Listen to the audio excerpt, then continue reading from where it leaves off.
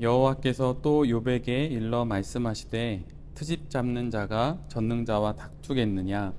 하나님을 탓하는 자는 대답할지니라. 욥이 여호와께 대답하여 이르되 보소서, 나는 비천하오니 무엇이라 주께 대답하리이까.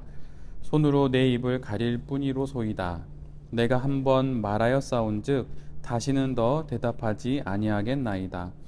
그때에 여호와께서 폭풍우 가운데에서 욥에게 일러 말씀하시되 너는 대장부처럼 허리를 묶고 내가 내게 묻겠으니 내게 대답할지니라. 내가 내 공의를 부인하려느냐, 내 의를 세우려고 나를 악하다 하겠느냐. 아멘. 오늘 욥기 40장의 말씀을 가지고 끝이 끈이 됨을 아는 사업, 끝이 끈이 됨을 아는 사업이라고 하는 제목으로 함께 하나님 말씀을 나누도록 하겠습니다.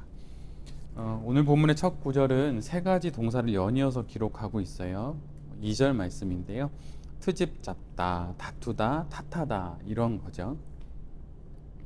누군가의 트집을 잡고 또 누군가와 다투고 누구를 탓하는 것은 일반적으로 나와 좀 비슷한 수준의 사람이거나 또는 나보다 못한 사람에게 하는 행동일 수 있을 것입니다.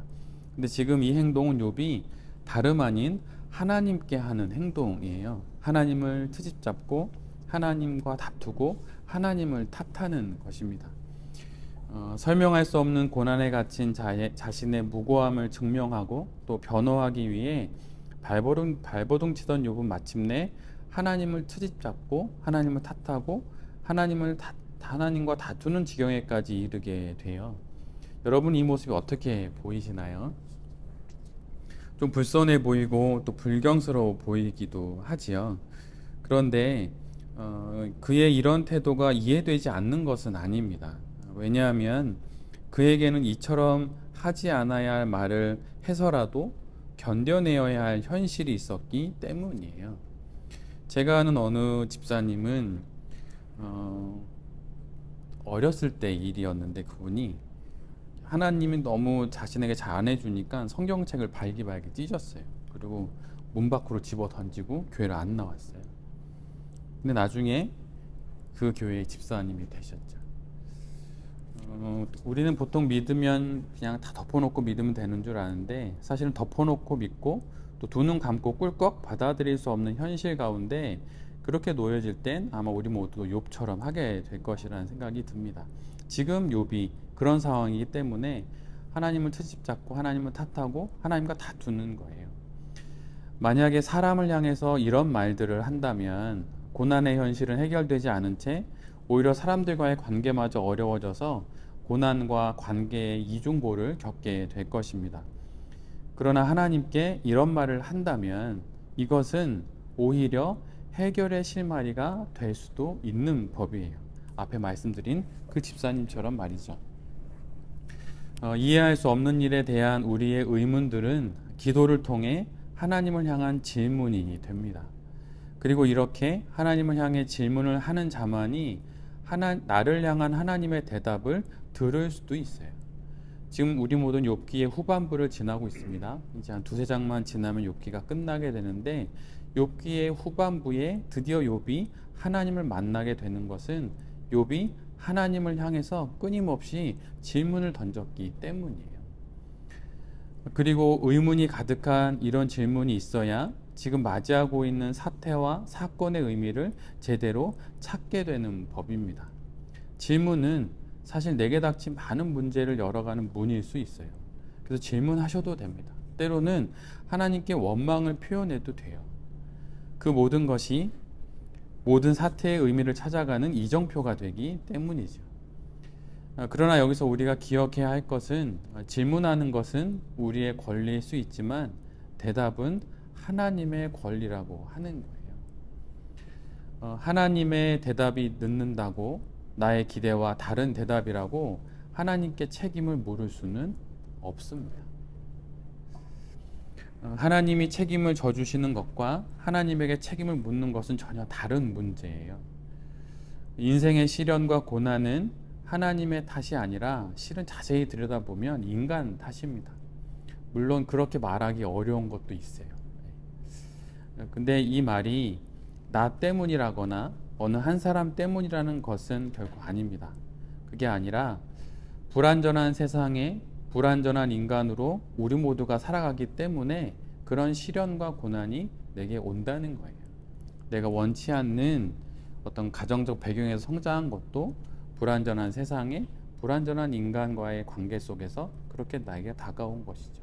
내 몸에 온 질병도 좀 깊게 생각해 보면 이러한 결론에 이르지 않을까 이런 생각을 해보게 됩니다. 아까 우리가 함께 나눴던 덴마크 교육을 한국에 가지고 들어온 분이 그전에도 많이 있었지만 대중에게 많이 알려진 분이 오현호 씨거든요. 오마이뉴스를 만든 사람입니다. 근데 그분은 원래 기독교인이에요. 감리교 신자신데 근데 그 권사님이셨던 걸로 기억을 해요. 감리교 권사라는 게 있으니까요. 지금 좀 어떤지 모르겠는데 근데 그분이 사실 몸에 장애가 있으세요. 한쪽 다리를 저으시고 있거든요. 예전에 제가 그 뭐 시민 기자 이런 게 좀 해보고 싶어가지고 오마이뉴스에서 하고 있는 시민 기자 스쿨 제 1기 강의를 한번 들은 적이 있어요. 근데 그때 오마이뉴스는 너무 조그맣죠. 그때 이제 한참 인터넷 막 할 때 그때 처음으로 제가 알기로는 서울신문에 있다가 나온 걸로 알고 있는데 그분이 나와서 이제 그 처음 만든 거예요. 근데 그걸 하다가 이제 어느 정도 안정이 되니까 한국 사회를 돌아보면서 한국 사회 교육이 필요하다는 생각에 덴마크로 갔고 또 거기 갔다 오면서 쓴 2권의 책이 있죠. 그리고 실제로 지금 제가 알기로는 강화도인데 강화도에 그 학교를 만들어서 그래서 아이들을 이렇게 불러서 같이 이제 교육도 하고 또 다른 세상을 볼 수 있게 이제 하는 거죠. 만약 그분이 잘은 모르지만 그분의 자서전이 따로 있는 건 아니니까 그분이 만약 자신의 육체에 다가온 이 불편함을 만약에 하나님 탓으로만 돌렸다면 그리고 만약 하나님 앞에 질문하지 않고 그냥 세상은 탓하고 막 다 그렇게 했다면 그분이 오마이뉴스라는 걸 할 수 있었을까요? 아마도 그분이 가지고 있는 그 핸디캡 자체가 그래 나 한번 딴 걸 한번 해볼까? 그럼 처음으로 인터넷 신문을 그리고 오마이뉴스라는 걸 하게 되진 않았을까 이런 생각을 해보게 됩니다. 또 다른 도전을 하게 된 것도 아마 그분에겐 또 그런 여정이 있었으니까 그런 선택을 할 수도 있지 않았을까라는 생각이 들어요. 그래서 내게 다가온 시련과 어려움들을 두고 하나님을 주변을 이렇게 막 탓하기보다는 그것을 통하여서 하나님께 질문하고 또 모든 것들을 하나님 앞에 여쭤보면서 하나님께 책임을 떠넘기기보다는 그 문제를 헤쳐나갈 방법들을 하나님과의 대화 속에서 찾는 것이 바로 우리의 역할은 아닌가 이런 생각을 해보게 됩니다. 20세기 위대한 기독교 변증가인 C.S. 루이스가 자신의 자전적인 글인 예기치 못한 기쁨에서 자신을 막다른 골목으로 그 맨 삶의 끝자리로 몰아가셨던 예수님에 대해서 이렇게 기록한 글이 있어요. C.S. 루이스도 아주 늦게 결혼했잖아요. 근데 또 그 아내가 먼저 죽잖아요. 근데 얼마나 기구한 인생입니까? 그런데 그가 자기가 만났던 예수님의 그 느낌을 이렇게 글로 썼는데 이렇게 썼더라고요. 하나님은 낚싯줄에 걸린 물고기가 지칠 때까지 내버려 두시는 존귀한 어부였다. 하나님은 쥐인 나를 쫓는 고양이였다. 하나님은 들판을 내달리는 사냥개였다. 하나님은 나를 꼼짝 못할 상황으로 서서히 유도하는 성스러운 체스 선수였다. 다 코너에 몰리는 거지요. C.S. 루이스 그는 자신을 자기 인생의 끝자리로 영혼의 끝자리로 몰아가신 하나님을 그렇게 경험했다고 하는 거예요. 마치 어부처럼 물고기 안 놓치려고 막 늘렸다 줄였다 막 이러면서 낚싯줄을 조정하잖아요. 근데 결코 안 놓치려고 하는 것이죠. 사냥개도 먹잇감을 보면 놓치지 않잖아요. 근데 그런 것처럼 코너에 몰리듯 그렇게 나를 몰아가셨지만 사실 그 결국에 맨 마지막엔 그 코너가 하늘에 이르는 천국으로 이끄시는 하나님의 모든 계획이었다는 것을 C.S. 루이스가 고백을 하게 됩니다. 이처럼 하나님께서는 욥기 1장부터 시작해서 마지막 42장까지 계속 이렇게 몰아가시는 거예요. 이렇게 막 양떼 몰듯이 막 모는 거죠. 그래서 맨 마지막, 맨 끝에 이르게 하는 것이죠.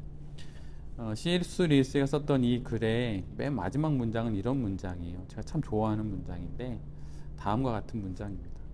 하나님의 준엄함은 인간의 온화함보다 따뜻하다.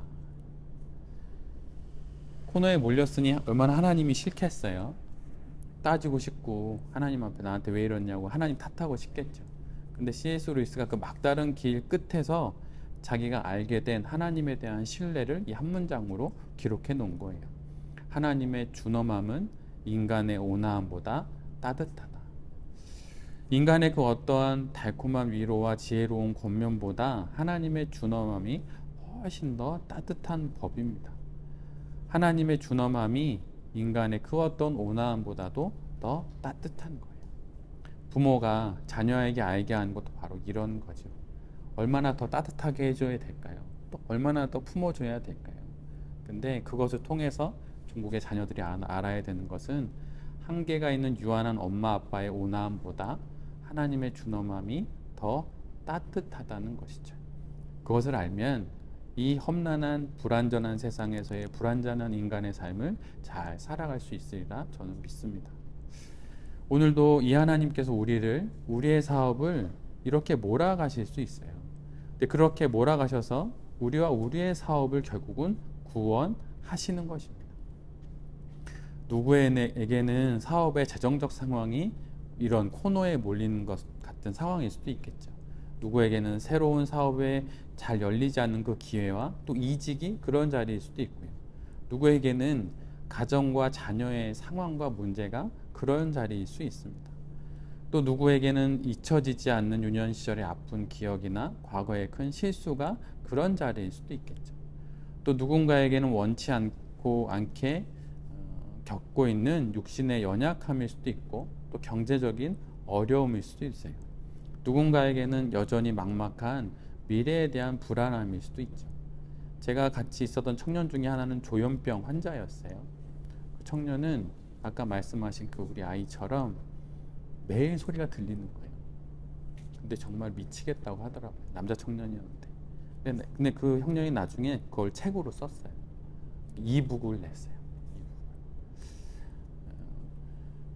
그러니까 그 어떤 상황이든 어떤 뭐 어려움이든 누구나에게나 다 있는 거죠. 저도 있죠. 장로님도 있고 여기는 우리 모두에게 있죠. 또 반면에 누구에게 넉넉한 경제적인 환경과 순탄한 삶이 하나님이 그를 새롭게 빚으시려는 영혼의 실마리일 수도 있어요. 하나님이 설하시는 그 코너, 그 영혼의 끝자리에 잘 서 있는 것이 우리 모두가 해야 할 일입니다. 두려움을 안고서라도 그 자리에 서는 거예요. 그 끝이 그래서 마침내 뒤집혀서 이게 막다른 끝이 아니구나. 이것이 하나님이 나를 이끄시는 끈이 되는 거구나 라고 하는 것을 C.S. 루이스처럼 우리 모두가 보게 되는 것입니다. 그러면 그 끝에 이르게 되는 그 처음 시작은 무엇일까요? 하나님께 따지는 거예요. 왜 난 이런가요? 왜 우리 가정은 이런가요? 내 사업은 이런가요? 사람에게 따질 필요 아무것도 없습니다. 트집을 잡고 하나님 앞에 하나님과 다투고 하나님을 탓하고 그 모든 것을 하나님께 하는 거예요. 단 대답은 하나님의 몫임을 잊지 않고 말이죠. 그럴 때 하나님께서 우리가 딛고 있는 끝이라고 생각하는 그 자리를 우리를 또 우리의 사업을 또 저에게는 제가 이 목회를 새롭게 하시는 온전케 하시는 그런 끈으로 삼으시게 될 것입니다. 그리고 마침내 욥과 같이 우리를 그리고 우리 사업을 다시 새롭게 세우시게 될 거예요. 지금 끝처럼 보이는 어떤 삶의 자리나 사업의 자리에 서 계신 것 같으십니까? 그리고 자세히 보시면 그 끝이 하나님의 손에 붙잡힌 끈이라고 하는 것을 보실 수 있게 될 거예요. 욥기가 바로 그것을 우리에게 알려주고 있습니다. 한 주간 다시 또 사업을 하시게 될 텐데 끝처럼 보이는 그곳이 하나님의 손에 붙잡혀 있는 끈이 된다는 것을 잘 아셔서 잘 감당하시고 또 인생을 잘 살아가시는 여기 계신 모든 베레베 대표님들과 또 이 말씀을 전하는 제 자신이 되기를 간절히 기도드립니다. 아멘.